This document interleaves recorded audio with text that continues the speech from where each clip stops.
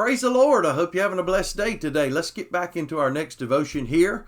Praise God. I'm going to be coming from the book of Luke today and verse number 10, but also other parts of the Bible as well. I'm going to talk about some different scriptures. And I know from 1 week from today is our election day, big election coming up. I know it's a non-presidential election this year, but still a very big election with so much happening in the country and so much going on. I know a lot of people, the interest is very, very great. I, for one, will be very glad when it's over, because just the fact that it can be settled, we can stop seeing these endless ads of these commercials. But if you think these ads are something, I don't think they're going to hold a candle to what's coming, because 2 years from now we'll be in the next presidential election. And I just don't know how that's going to turn out. There's no telling. Just have to keep praying about that. But I know this one is very big. We're going to be voting on senators, representatives. A lot of states are voting on governors, mayors, voting on state representatives, judges. Very, very important. These judges, very important. So all of these things, very, very important. So I encourage people to get out and vote. A lot of people's already voted. Early voting in North Carolina has began about a week ago, and continues all through the week. And then next Tuesday, a week from today, next Tuesday is going to be election day itself. So I want to talk about something here, because last week I talked about one of the issues that is very big in this election, and kind of just put it right into a devotion, actually 2 devotions for last week. I talked about the rise of crime and violence, and I likened it into our day and our time, and how Jesus said, like it was in the days of Noah, so shall it be in the coming of the Son of Man. And Noah's day was a very violent day. And so we spoke about that. But I want to talk about another issue as well. And this issue deals with immigration. And this is a very, very hot topic as well. It's been going on for a long time now. You know, what to do about the border. How do we handle all of these people that want to come into the country, whether legally or illegally, whatever the case may be? How do we handle so many people and the influx of people? Well, it's very obvious that the border, our southern border, is a hot mess, to put it bluntly, and it's just a hot mess. It's terrible. The amount of people that's coming over unscreened, unchecked is far, far beyond anything we've ever seen before. The amount of drugs that's coming in is just horrific. The amount of drugs that's pouring over the border is horrific. The amount of human trafficking that is taking place, whether it's people being smuggled into the country illegally or people being smuggled in for reasons of prostitution and so forth, for what we just call slavery. And so it's a mess. The things that are going on the border are just a mess. And the present administrative group in Washington, the president, his cabinet, the senators, Democrat, Republicans, all these representatives, they have not done a very good job. And I will say, especially the Democratic Party, when Mr. Biden took over, this border was not in this kind of mess at all. It was in much better shape. And they have done a terrible job with the border, in my opinion. And but I want to stop and step back for just a moment here and look at this from a different angle. I want to look at it from the pastor Christian angle, that I'm a pastor, looking at it from the biblical point of view. There's a lot of people that's coming to that border that's hurting. There's a lot of people coming to that border that needs help. They're fleeing oppression. They're fleeing countries such as Venezuela and different countries down in Central and South America, where the leadership and the governments are horrible. They have no freedoms. They have very little liberties. They have very little opportunity to succeed. The governments have taken from the people.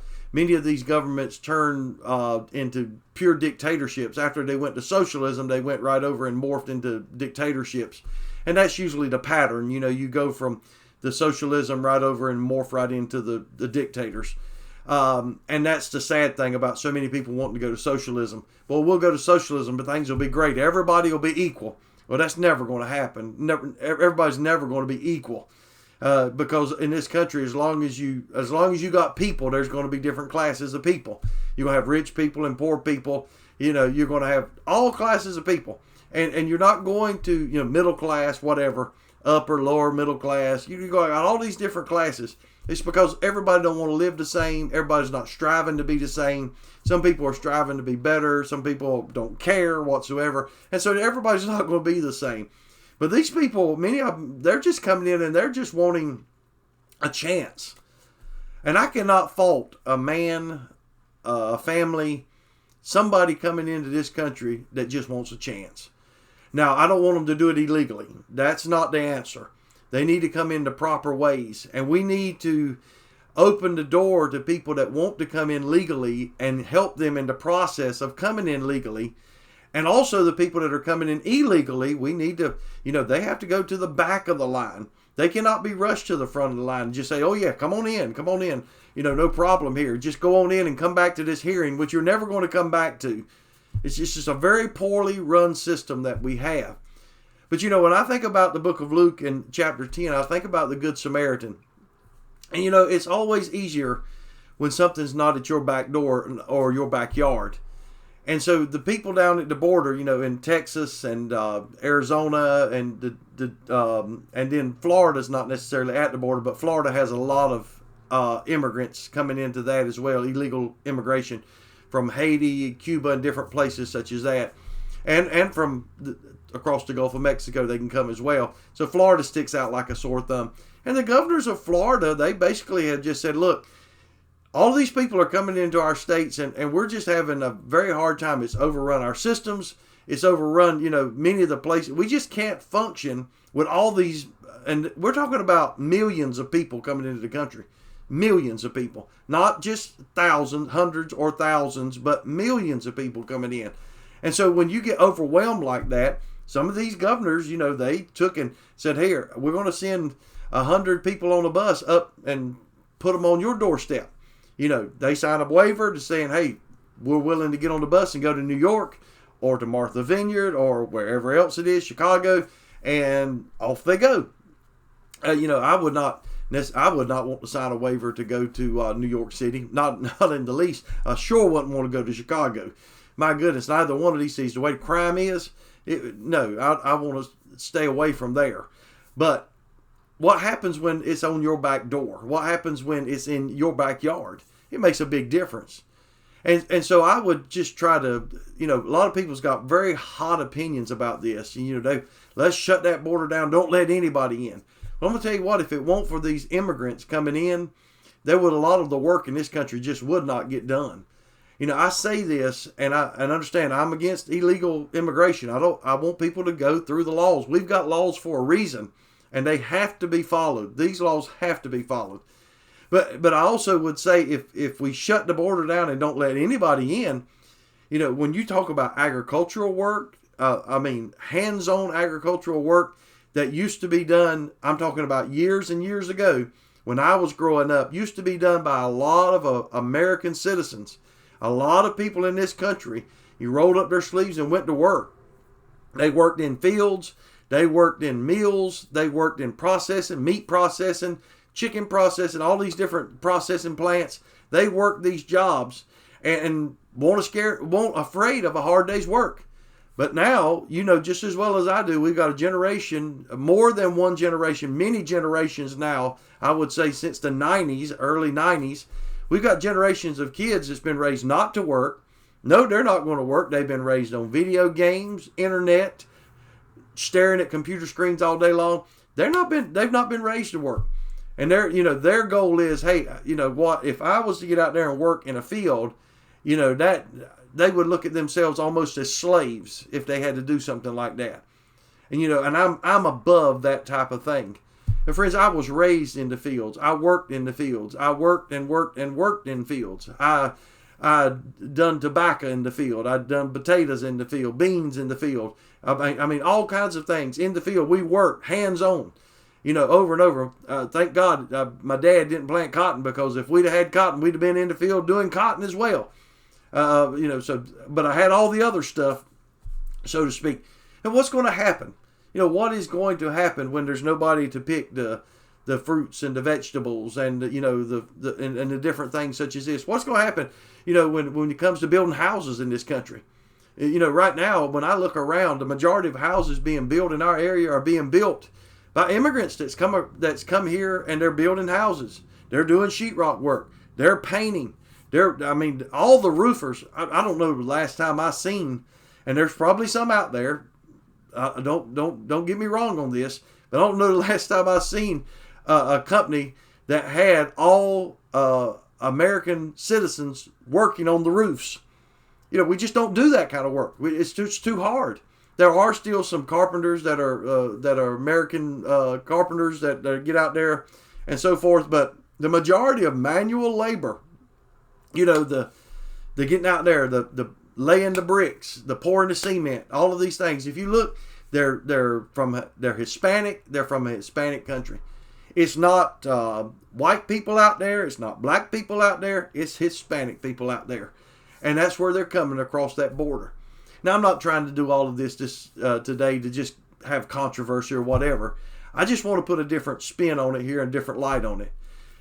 I want to stop all the drugs that are coming. And that's why we have to have a secure border. We need to have a secure border there that is completely secure.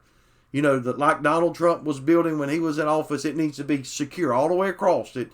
And they'll still find ways to get through, mind you. But it needs to be secure all the way across, whatever we have to do. Because if not, we're saying, okay, the drug traffic, come on in. Now, they can get drugs in a whole lot of different ways. Lord knows, we've found drugs in so many different, whether it through boat, planes, transfer trucks, cars.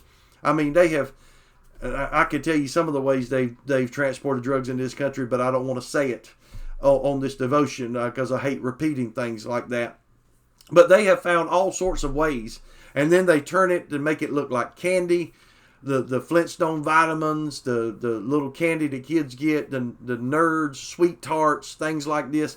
They've been doing this for a long time. Make it look like sidewalk chalk and such as this. They've got different ways of pulling in fentanyl and different drugs.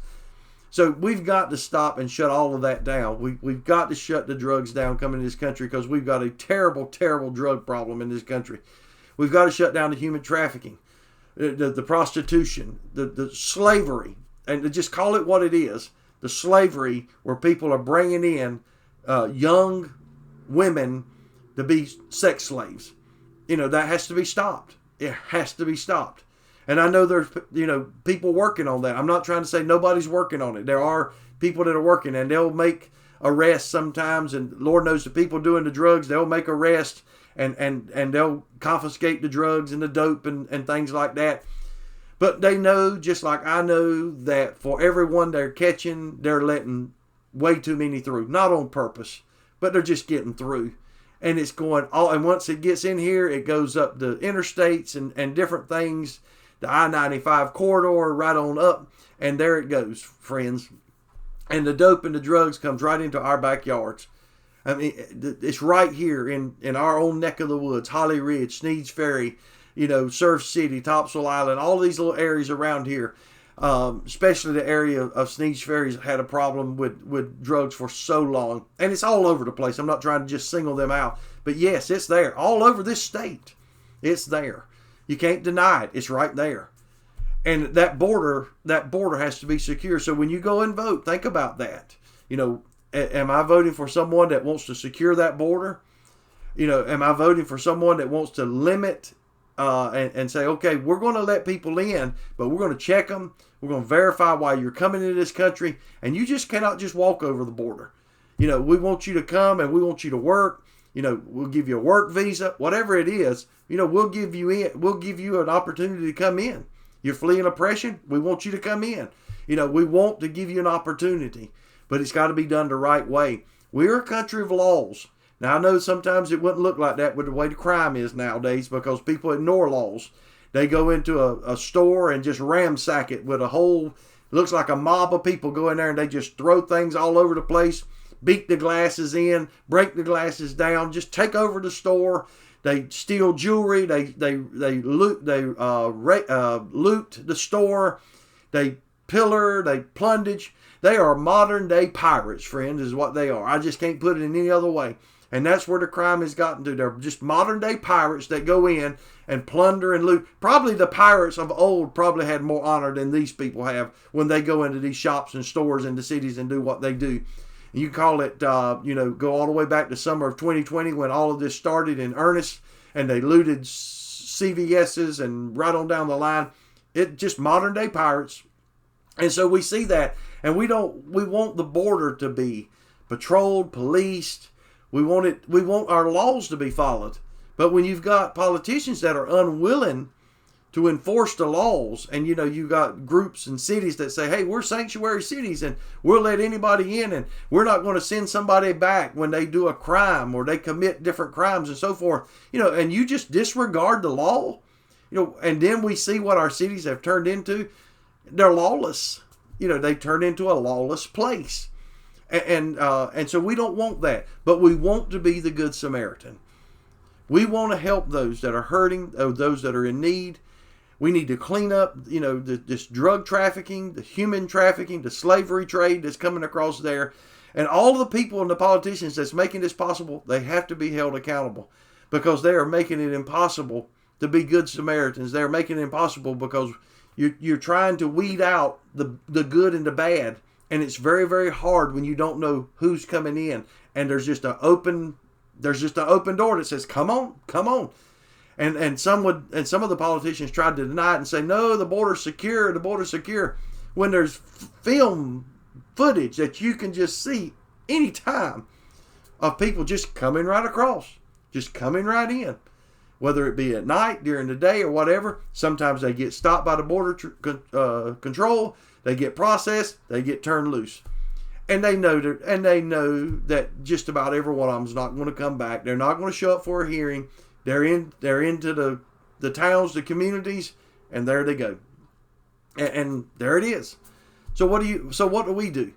Well, number one, we got to elect officials that will say, hey, we got to go back and we got to put the laws in place and we got to stop this needless lawlessness that is happening and going on. We got to go back in here and say, hey, we're the Good Samaritans. We do not want to turn people away that need help. We want to help them. But we also at the same time can't take in the whole world. It's impossible. You get so many people in your house at one time, friends, you got to start turning them away at the door. Because you cannot take in but so many guests into your house. After a while, it has to stop. And so we have to just put a limit on it somehow or another. And then try to work with the governments in their home governments, whether it be the Central South America, wherever it is. And just try to work with these governments and say, look, this has to stop. You can, y'all got to shore up what you're doing there. Make things better for the people living in your own country. So your own country does not leave and the people don't want to leave. And it's happened within our own country. Now let's just zero in. I've had a long devotion here, so I might as well take another couple minutes. But with our own country, we've had people leaving California, people leaving New York, the northern states, because they're just getting away from oppression and government regulation and just so oppressed that they can't hardly live. And they come south. They come to North Carolina, South Carolina, Georgia, Florida, Texas, the Gulf Coast states, Alabama, Mississippi, Louisiana. They come to these different states in the South and they find out, hey, you know what? We're not taxed to death down here. We can live for a third or a quarter or half on what we lived on up there. Our taxes aren't through the roof. Not only that, we don't feel like we're getting ripped off every second of the day. And people in our own country are fleeing oppression. In our own country, Americans are fleeing oppressive governments in different states. So if Americans are doing this and fleeing from state to state and moving from state to state to get away, and out of California that's gone completely crazy, and New York and different places such as this, how much more can you see a person from another country wanting to get away where their country is gone completely crazy? So, let's make sure that in our zeal to try to just, solve this problem, we don't just throw just say, well, we'll shut everything down. Nobody comes in. That's not the answer. That's not the answer on so many different levels. But at the same time, we've got to stop the lawlessness as well. So let's pray for God-fearing leaders.